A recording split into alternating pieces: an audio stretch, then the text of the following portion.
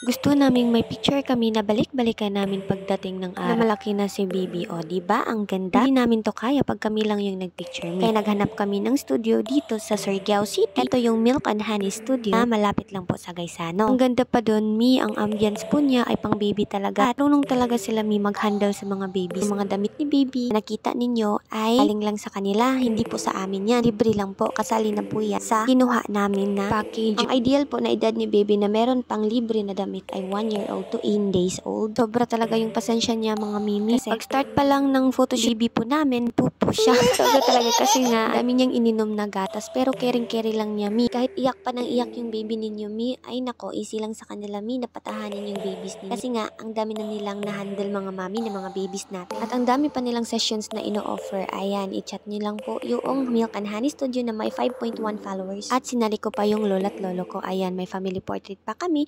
At saka yung mga lolo't lola niya. Diba? Ang ganda. Kinagwapahi.